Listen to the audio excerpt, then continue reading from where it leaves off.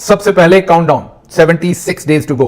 76 दिन बाकी हैं फील्ड मार्शल आसिम मुनीर की रिटायरमेंट और मुल्क में नए आर्मी चीफ के आने में। याद रहे, ये फील्ड मार्शल आसिम मुनीर की दूसरी रिटायरमेंट है और वो दूसरी बार ही एक्सटेंशन मांग रहे हैं। क्योंकि वो एक्सटेंशन मांग रहे हैं तो इस वक्त उनके रिजल्ट कार्ड पर बात हो रही है। क्योंकि जब भी आप किसी को कोई तरक्की देते हैं, एक्सटेंशन देते हैं, इवन एक छोटे बच्चे को एक ग्रेड से दूसरे ग्रेड में स्कूल में भेजा जाता है तो उसके रिजल्ट कार्ड को देखा जाता है। सोशल मीडिया के ऊपर इस वक्त रिपोर्ट्स जारी हो रही हैं और पहली मुसद्दका रिपोर्ट सामने आई है CRSS की, जिन्होंने एक बहुत ही इंपॉर्टेंट डायमेंशन के ऊपर फील्ड मार्शल आसिम मुनीर का जो स्कोर है उसको बहुत ही मायूस कुन करार दिया है। वो डायमेंशन है कि इनके ये जो 3-3.25 साल हैं, इस वक्त के अंदर पाकिस्तानी तारीख के तकरीबन सबसे ज्यादा जवान और फौजी अफसरान शहीद हुए हैं। मैं आपके सामने प्रिसाइजली जो नंबर्स हैं वो रख देता हूं।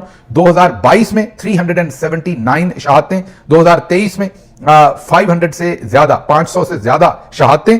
इसी तरीके से 2024 में 685 से ज्यादा शहादतें हुई। यहां इस रिपोर्ट के अंदर लफ्ज बार बार हलाकतें लिखा है। मैं समझता हूं कि हमारे बेटे, हमारे भाई, भले ऊपर बैठे जनरल्स की पॉलिसी कोई भी हो, जब वो वतन पर जान कुर्बान करते हैं तो हमें उन्हें शहीद ही कहना चाहिए। तो आगे चलते हैं। अगर हम देखें जो मिलिटेंट्स के हमले हैं 2023 में 645 थे, 645 थे, और बढ़कर 2024 में 856 हो गए।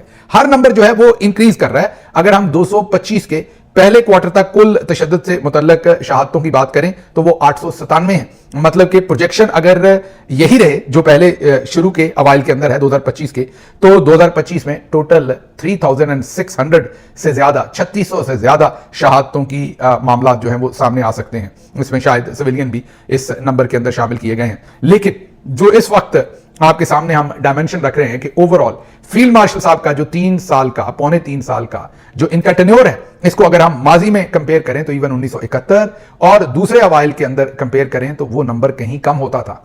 हाँ, ये बात दुरुस्त है कि जो जनरल अशफाक परवेज कियानी का दौर था उसमें 6 सालों में तकरीबन 10,000 के करीब हमारे जवान, हमारे अफसरान ने शहादत नोश फरमाई थी। लेकिन उस जमाने में याद कीजिए वो 9/11 था, एक प्रॉपर जंग चल रही थी हमारे बॉर्डर्स के ऊपर। इस वक्त कोई ऐसा ऑपरेशन जो है, छोटे मोटे ऑपरेशन तो चल रहे हैं, इनके 3 सालों में कोई ऐसा ऑपरेशन, बल्कि अब ऑपरेशन शुरू हुआ है खैबर पख्तूनख्वा में, इससे पहले ये सारा नंबर उससे पहले का है, तो कोई खास ऑपरेशन भी नहीं चल रहा। उसके बावजूद जो शहादतों का नंबर है वो हमने आपको बताया। ये जो अभी इंडिया के साथ हमारा क्लैश हुआ, इससे पहले तो ये इंडिया का भी नाम नहीं लेते थे कि वो यहां पर कार्रवाइयां कर रहे हैं। अब तो फितनतुल हिंदुस्तान है हर चीज के अंदर। उस वक्त तो फितनतुल हिंदुस्तान का नाम भी किसी को नहीं मालूम था, बल्कि हिंदुस्तान के बारे में बात करने पर पाबंदी थी। गार्डियन की स्टोरी याद कीजिए। तो अगर रिजल्ट कार्ड देखें तो बहुत ही मायूस कुन रिजल्ट कार्ड है। इसके ऊपर तो कम से कम एक्सटेंशन नहीं बनती अगर हम इस परफॉर्मेंस के हिसाब से देखें। बहरहाल आर्मी चीफ सैयद आसिम मुनीर कसूर और मुल्तान की तहसील जलालपुर पीरवाला के सैलाब मुतासरा इलाकों का उन्होंने दौरा किया, वहां पहुंचे। इसमें अहम बात यह है कि मरियम साहबा भी उन्हीं इलाकों में गई जहां पर वो दूर से माइक्रोफोन हाथ में पकड़कर और वो स्पीकर पकड़कर वो दूर से ऐलान कर रही थी, लोगों से डर रही थी, लोगों को दूर दूर रखा था। फील्ड मार्शल साहब की हम तस्वीर पिछले व्लॉग में आपको दिखा चुके हैं। वो बैठे थे, उनके कार्पेट था नीचे पांव के, सामने अवाम जो है वो कुर्सियों पे नंगे पांव और नंगी जमीन के ऊपर कुर्सियों पे चले बैठे थे, लेकिन उनके लिए कोई कार्पेट नहीं था। तो वो हम आपको एक्सप्लेन कर चुके हैं, वो इसी दौरे की बात थी। लेकिन वहां पर जो बातचीत की है फील्ड मार्शल साहब ने वो बहुत ही अहम है। उन्होंने कहा रियासत हर साल कीमती जानों और अमलाक के नुकसान की मुतहम्मल नहीं हो सकती। अच्छा तर्ज हुक्मरानी अहम है। मतलब कि फील्ड मार्शल साहब कह रहे हैं कि पाकिस्तान में तर्ज हुक्मरानी अच्छा नहीं है, हमें अच्छा तर्ज हुक्मरानी करना पड़ेगा ताकि हर साल अमलाक और कीमती जानों का नुकसान बचाया जा सके। तो फिर हजूर ये 70 साल से तो कम से कम आपके पास ताकत है। अयूब खान साहब ने जब से अपने आप को मेरे अजीज हमवतनों और कौम के वसी तर मफाद में उन्होंने जब से माशाल्लाह लगाया, आइन को सस्पेंड किया, उसके बाद तो आप छुट्टी पर नहीं गए। उसके बाद तो आपने किसी जमाने में भी सिविलियन गवर्नमेंट्स को काम नहीं करने दिया गया।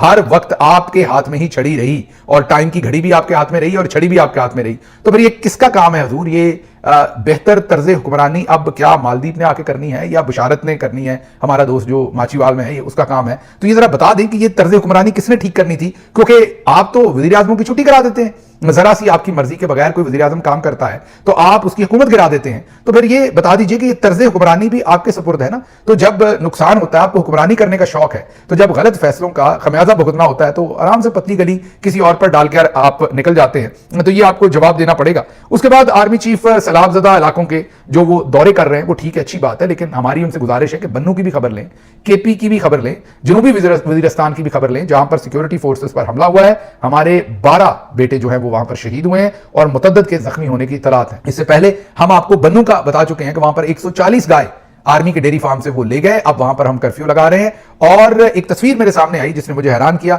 कुछ हमारे बेटों के भाइयों के जो जनाजे हैं जो शहीद हुए उसके ऊपर आर्मी